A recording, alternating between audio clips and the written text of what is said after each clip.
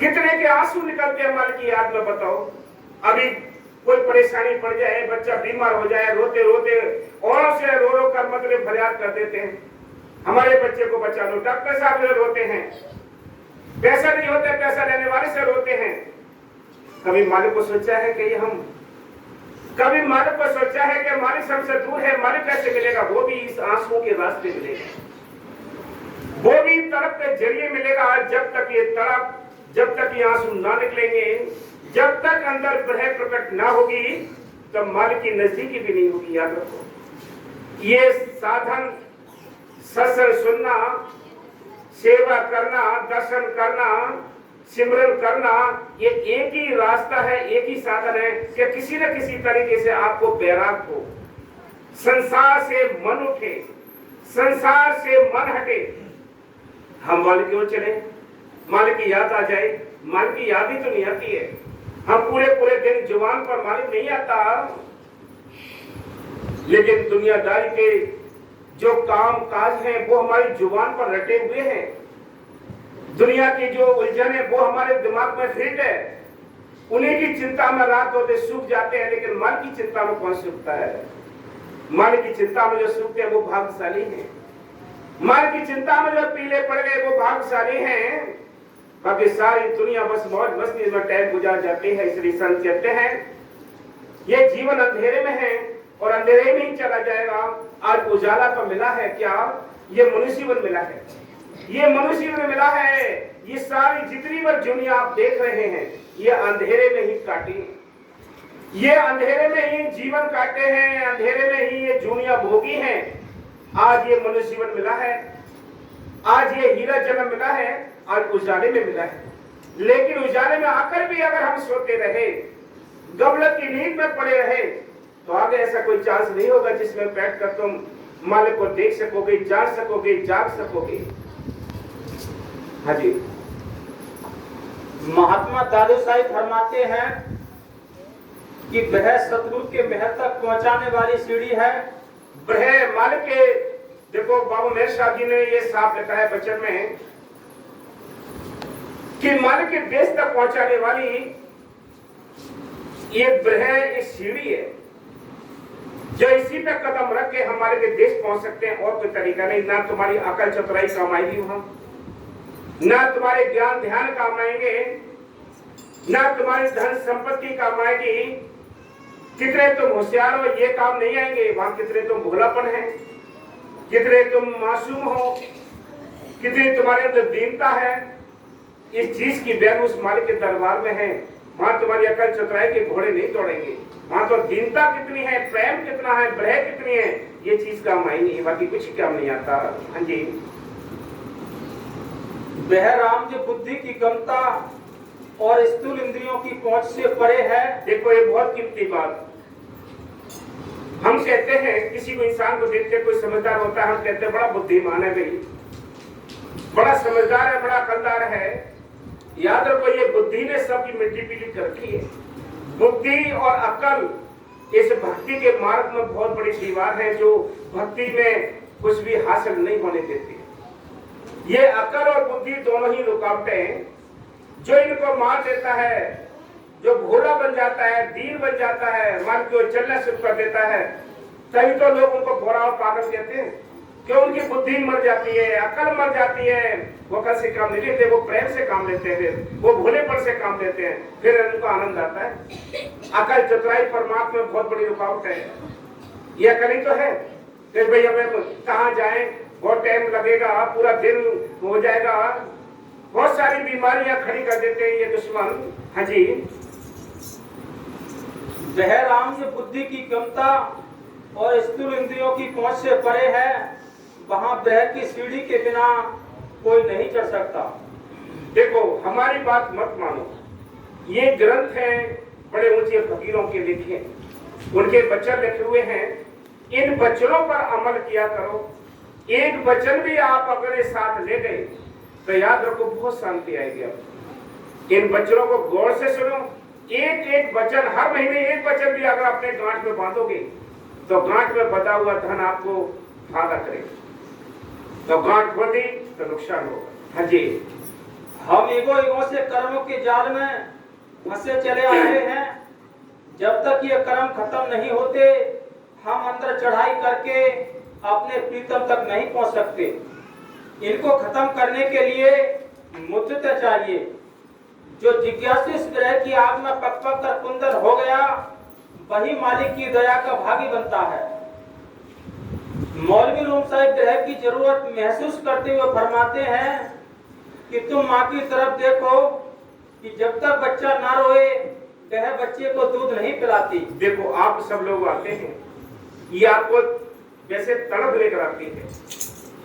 ये बाहरी प्रेम है, लेकिन वचनों को सुन के, संतों के वचन सुन के, इस प्रेम से वो अंदर ब्रह जग जाती है।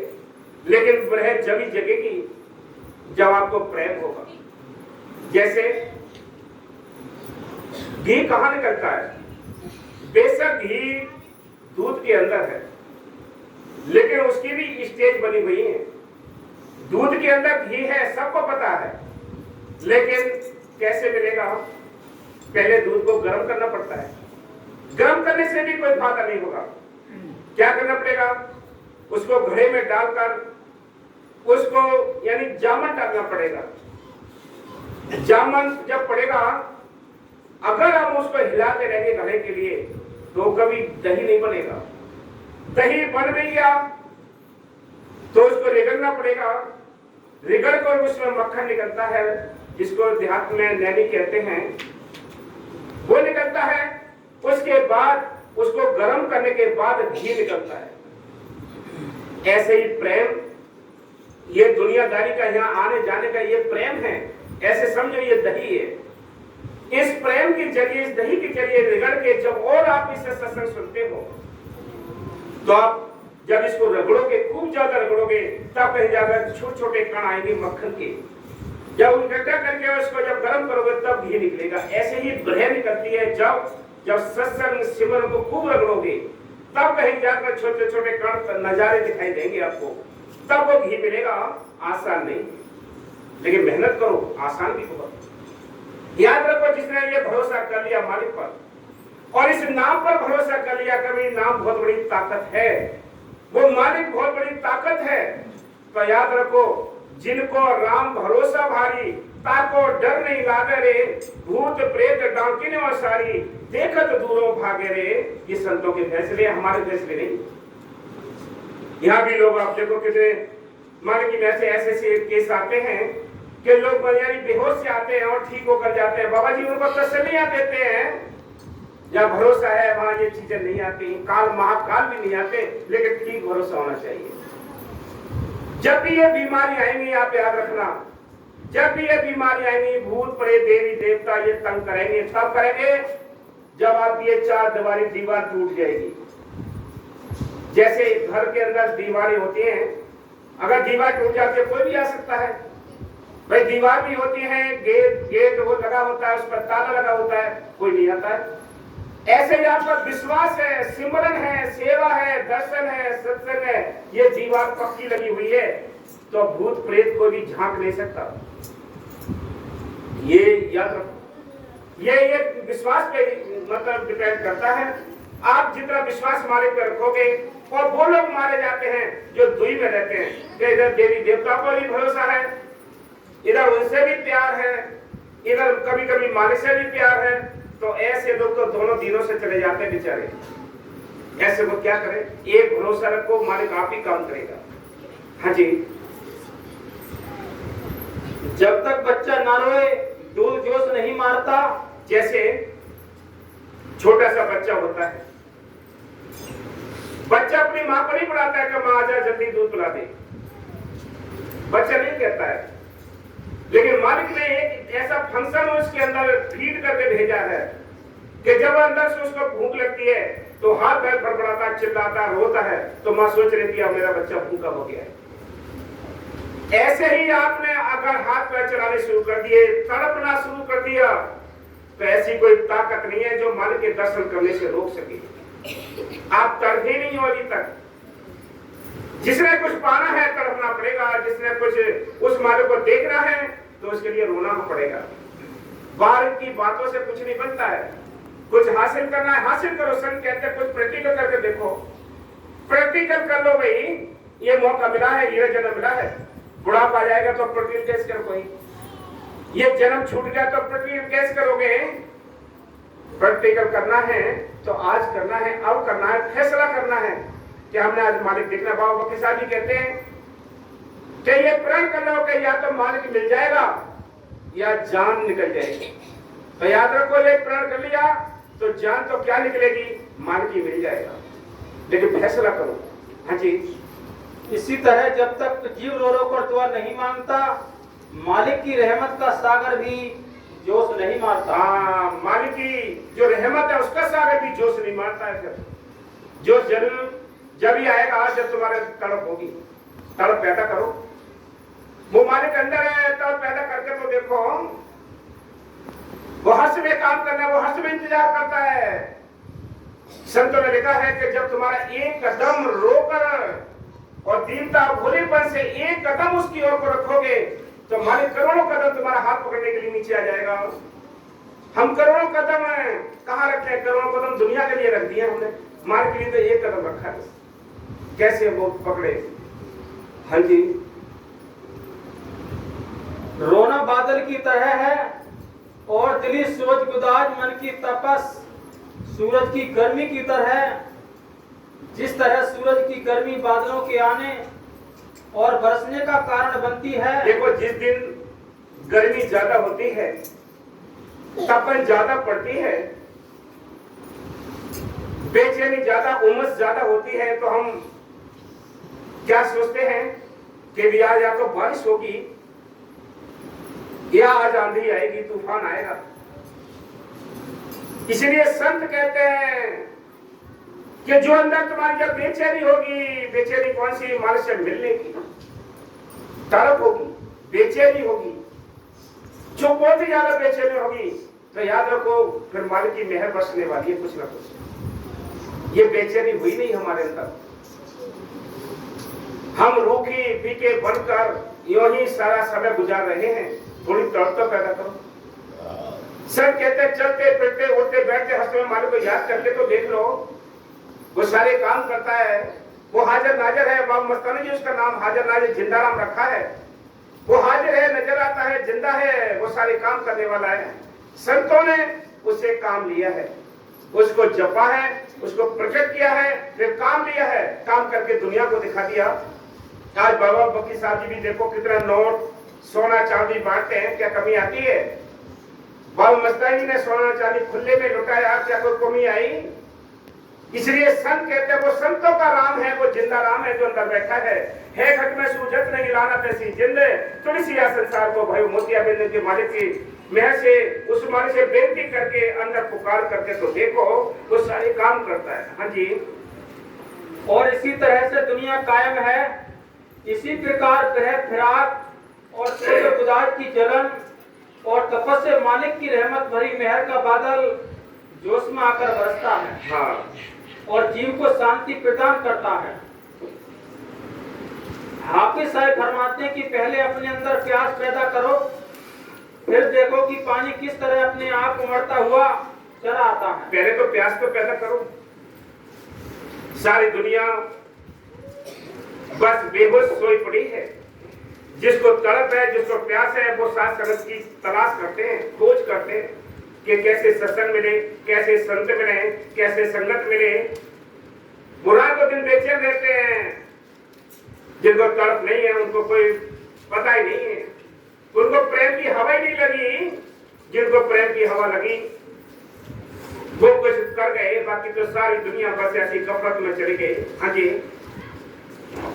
ग्रह हृदय की सब मैलें साफ कर देता है और मालिक से मिला देता है। ग्रह जो है बहुत बड़ा कीमती साबुन है, जो आत्मा पे लगे हुए दाग धब्बे जो हैं उनको रगड़ के साफ कर देता है। ये नाम रूपी साबुन, ग्रह रूपी साबुन। जब तक ये नहीं रगड़ा रगड़ी होगी तो आपके अंदर जो रखी हुई गंदगी है वो कभी समाप्त नहीं होगी। हाँ जी। सद्गुरु की सच्ची प्रीत और उसके मिलने की तरफ से जितना हृदय शुद्ध होता है, 100 वर्ष के भजन करने से नहीं होता। बताओ, बाबा जी की मेहर से ये बाबा जी के बचन हैं, जितनी तड़प काम करती है। और में साहब ने लिखा है कि 100 वर्ष का जो भजन है वो पीछे है। अगर किसी के अंदर ये प्रेम प्रकट हो जाए, ये प्रेम ही प्रकट नहीं होता, ये प्रेम प्रकट है दुनिया में, घर गृहस्थी में, वहां ये प्रकट है। मालिक के वास्ते तो कुछ भी नहीं है, मालिक के वास्ते तो नामचार है। कैसे है? जैसे मंदिरों में आप देखा होगा कि जाते हैं, 1.25 रुपए का प्रसाद बोलते हैं, 2 लाख रुपए का काम लेते हैं उससे, कहते हैं कि मालिक तेरा प्रसाद बांटेंगे 1.25 रुपए का, हम तो 2 लाख रुपए का ये काम करते हैं। यह काम करता है, इतना तो उसकी वैल्यू घटा रखी है मालिक की। मालिक से ये कहना चाहिए, है मालिक सब कुछ तू ही कर्म करा बना है, मेरा तो अपना कुछ यानी दावा नहीं है। उसके ऊपर ही छोड़ के मालिक की रजा में ही रहना सीख ले। ऐ मालिक तेरी रजा है, तू जैसे रख वैसे रख, मेरी अपनी कोई औकात नहीं। हाँ जी, दादू साहब फरमाते हैं, विरह अग्नि में जल गए मन के मैल विकार। हाँ, ब्रह जब जिस दिन ब्रह जगेगी सारे बेकार खत्म हो जाएंगे। हाँ जी, दादू जितने संत महात्मा हुए हैं, याद रखो बहुत कीमती बात है, समझते तक बस कम लोग हैं। कोई एक बच्चे को भी ये समझ ले, उस दिन से ही प्रतिक्रिया करना शुरू कर देता है कि आज से मैं प्रण करता हूँ कि इस चीज को प्रकट करूंगा। संत कहते हैं कि जितने भी संत महात्माओं ने मालिक को पाया है, तो रात को जाकर रो कर ही पाया उसको। बिना रोए किसी को नहीं मिला है, बिना तड़पे किसी को नहीं मिला वो मालिक। मीरा कहती है, हेरी मैं तो प्रेम दीवानी, मेरा दर्द न जाने कोई, सूली ऊपर सेज दिया कि किस्मत मिलना होए। वो मालिक के देश जाने के लिए, मालिक से मिलने के लिए इस संसार से बहुत कठिनाई का रास्ता है, जैसे सूली पर चढ़ने के समान हो। हाँ, फिर फरमाते हैं कि मालिक की प्राप्ति के लिए सब ज्ञान ध्यान, जब तक योग साधना वगैरह और विषय वासनाओं को छोड़कर अपने हृदय के अंदर विरह पैदा करने का प्रयत्न करो। हाँ, ये प्रयत्न करो। वह प्रेम जब होगा तो बाबा सावन सिंह जी ने अपने एक वचन में लिखा है कि अगर आप अधिक मेहनत नहीं कर सकते, अगर आप अधिक सिमरन में नहीं बैठ सकते, तो क्या करना है? और भी साधन बताएं, और भी रियायत दी है संतों ने कि अपने डेरे के प्रति, अपने साधु के प्रति, संगत के प्रति प्रेम पैदा करो। जब प्रेम होगा तो आपको स्वप्न में चलते फिरते हर समय यादगिरी बनी रहेगी। स्वप्न में भी आपको मालिक की मेहर से वही चीजें याद आएंगी जो परमार्थी हैं। आप सेवा करते नजर आएंगे, साथ संगत में मिलते नजर आएंगे, लेकिन ये होगा तब जब आपको यादगिरी होगी। तब याद रखो। हाँ जी, जहाँ विरह आ जाए तो बाकी क्या रह गया? जब विरह आ गई तो बाकी कुछ नहीं रहता है, बस सब कर्म धर्म सभी समाप्त हो जाते हैं। फिर तो विरह वाले से मिला देती है। इस चीज को प्रकट करो। अगर ये प्रकट नहीं हुई है तो याद रखो कुछ नहीं बना है। हाँ जी, विरह के तो शरीर रक्षा विचार व्यवहार बुद्धि शास्त्र ज्ञान विवेक तथा मर्यादा इत्यादि नष्ट हो जाते हैं। वहां तो केवल एक ही का ध्यान रह जाता है। बिना सच्ची लगन और तड़प के किसी काम में सफलता नहीं मिलती। इसी तरह जब तक अंदर सच्ची लगन और तड़प नहीं, मालिक का भी दीदार नहीं होता। याद रखो, तड़प जब होगी और जब प्रेम होगा, विरह होगी, तो आपसे कोई ये कहने वाला नहीं होगा कि तुम्हें सेवा करनी है, तुम्हें सिमरन करना है। ये पहचान बता रहा हूं, याद कर लेना, समझ लेना। आप अगर आपके अंदर प्रेम है और सच्ची तड़प है तो आपसे कोई कहने वाला नहीं होगा कि आप सेवा करो, सिमरन करो, संगत में जाओ, सत्संग में जाओ, दर्शन करो। कोई नहीं कहेगा आपसे, लेकिन ये चीजें अपने आप ही प्रकट होंगी और अपने आप ही आपको बेचैन करेंगी। अपने आप ही सेवा मांगोगे, अपने आप ही प्रेम करोगे संगत से, अपने आप ही सत्संग में आओगे। और नहीं तो आप देखो, किसी को आपको कहना पड़ता है कि चलो आज सत्संग, अच्छा आ जाए सत्संग, उसको पता ही नहीं है। उसको पता ही नहीं है जिसके अंदर प्रेम है, वो कहता है कि चलो भी प्रोग्राम में चलो। तो ये झटका लगता है उसको, जब कितनी बड़ी गहरी नींद में सोया पड़ा होगा। अरे महीने का सत्संग आज है, हमें तो पता ही नहीं था। दोनों रिजल्ट आपके सामने, दोनों बातें आपके सामने, याद रखो। जो जागा हुआ है, जिसके अंदर प्रेम है, उसको यादगिरी रहती है, उसका नियम कानून बदल नहीं सकता। और याद रखो, मालिक की महत्व, जो नाम लेकर नाम छोड़ते हैं, खाल ऐसे छिलेगी जैसे बकरी की खाल छिलती है। आज नहीं कल बस से नहीं जाओगे, याद रखना, ये प्रैक्टिकल है। लापरवाही करोगे आप अपने लिए करोगे, ये संतों के फैसले हैं। थोड़े दिन आप जैसे आपका घर में कमाया हुआ धन है, या अब जब आप न्यारे होते हैं अपने माँ बाप से, भाइयों से, तो जब तक आपको जो संपत्ति है, पूरी पैतृक संपत्ति मिली हुई है, जब तक वो रहेगी, और अगर काम नहीं करते आप लोग, जब तक वो रहेगी, जब तक आप मौज ले सकते हो। अगर काम कर रहे हो लगातार, तो आप उसमें बढ़ा रहे हो, और नहीं तो आलस्य में अगर आवागर्दी करते हो, काम नहीं करते हो, तो जो रखी हुई धन दौलत है वो धीरे धीरे घटनी शुरू है। जिस दिन घट जाएगी उस दिन दूसरों से हाथ फैलाने पड़ेंगे, लाओ हमें खर्च के लिए पैसे दे दो, या हमारे ये काम पड़ा है भाई, इतनी हेल्प कर दो हमारी। फिर चारों ओर से विपत्तियां शुरू हो जाएंगी। ऐसे ही याद रखो, नाम अगर लिया है तो बेशक आपने नाम छोड़ दिया, लेकिन नाम तुम्हें छोड़ेगा नहीं, वो खाल उतार के छोड़ेगा। एक जन्म में नहीं करोगे, अगले जन्म में कराएगा, दूसरे जन्म में चांस देता है। याद रखो, लग जाओ नाम जपने में, जो हुआ सो हुआ। लेकिन मालिक की वजह से संत इसलिए तो कहते हैं, जो बीती सो बीत जाने दे, कर आगे की सोच है, जो बीत गई है उसको बीत जाने दे, आगे की तो समझ सोच कर ले, नहीं ये टाइम तेरे हाथ से निकल जाएगा। इसलिए सचेत होकर जाकर नाम जपने में लग जाओ, नहीं खाल उतरवाओ तो आप जानो बख्शे नहीं जाओगे, ये फैसला है। हाँ जी, हजरत बायजीद बुस्तामी जी फरमाते हैं कि अंतःकरण में उपजा हुआ ईश्वर दर्शन का एक कण जितना उत्साह भी स्वर्ग के लाखों मंदिरों की मिठास से अधिक मीठा होता है। मौलवी रूम साहब फरमाते हैं कि ये जाहिद यदि तूने मालिक के सच्चे काबा में पहुंचना है तो तू तरी के रास्ते अर्थात आंसुओं के समुद्र के रास्ते से जा। देखो अभी ने भाई बात कि अगर तुझे मालिक के देश जाना है, मालिक से मिलना है, तो तरी के रास्ते, आंसुओं के रास्ते तू जा सकता है, और कोई रास्ता नहीं है। इसलिए संत कहते हैं, जाग जाओ, समझ जाओ। इतनी खुली बातें आपको नजदीक कहीं नहीं मिल पाएंगी, जो आपको इतनी खुली बातें सतगुरु न्याय से बताते। हाँ जी, तो तू तरी के रास्ते अर्थात आंसुओं के समुद्र के रास्ते से जा, तब पहुंचेगा। खुश्क नमाज़े, खुश्क रोजे, खुश्क माला, खुश्क पाठ, खुश्क समझते हो। अरे वो जा रहे हैं तो हम भी चलें, सत्संग को ये ना कहे कि अरे वो ना आए आज, है ये खुश्क की बात है। अरे चलो वो ना गए तो हम ना जाएं, या वो गए तो हम भी चलें, ये सब खुश्की की बात है। जिस दिन आपको तरी की बातें जब होंगी तो किसी से नहीं पूछोगे कि हमें जाना या नहीं जाना, आप ही निकल पड़ोगे।